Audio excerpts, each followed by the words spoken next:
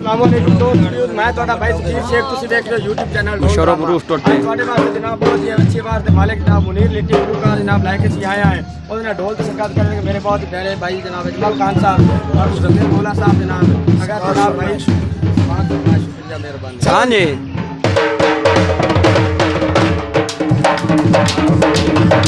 ये खोल खोल के आना है, खोल खोल के नाच नाच के।